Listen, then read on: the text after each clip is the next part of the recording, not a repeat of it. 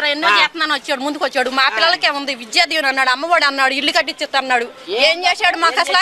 ఏమీ చేయలే. ఇవాళ రోజున 5 రూపాయలు భోజనం పెడతాడంటే అది నిజంగా చేతకోటి వందనాలు చేస్తున్నాం మేము. ఇంటి భోజనాన్ని మరిపిస్తుంది. మీకు పథకాలు ఏమి ఇవ్వకుండా అన్నం మేము ముందలు పెట్టి ఆ పథకాలు ఆపేస్తున్నారు అనేది ప్రచారం చేస్తున్నారమ్మా. ఆపడు. ఎందుకంటే ముందు అందరు పేదోడు ఆకలి తీరుతున్నాడు. పేదోడు ఆకలి తీసిన తర్వాత 10 మంది మన్నీలు పొందితేనే రేపు గద్దెక్కే రోజుని రూపాయి లేకుండా అప్పుల్లో ముంచి వెళ్ళాడు. ఆయన మటుకు ఏం చేస్తాడు?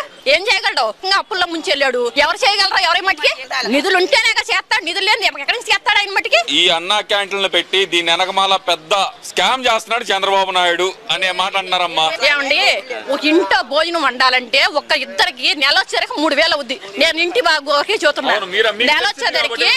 నెల వచ్చేసరికి ఇద్దరికి 3000 రూపాయలు అవుతుంది. నెల వచ్చేసరికి ఇప్పుడు ఎంత అవుతుంది తినాలంటే? 300 రూపాయలతో పని అయిపోతుంది. అట్ట ఇస్తున్నాడా? ఎవరైనా ఇచ్చాడు? ఉన్న క్యాంటీన్లు ఎత్తేసాడు ఫస్ట్ లోను. కమ్మగా మా ఊళ్ళో అన్న క్యాంటీన్ పెట్టాడు, శుభ్రంగా తీసి పక్కన పడేసాడు. ఆ రాజధాని ఒకటి అన్నాడు, అది తీసి పక్కన పారేసాడు. కమ్మగా ఉద్యోగాలు వచ్చాయి మా పిల్లలకి. వాళ్ళు ఏది లేకుండా చేసుకున్నాడు. ఎందుకు? లాభం ఏంటి?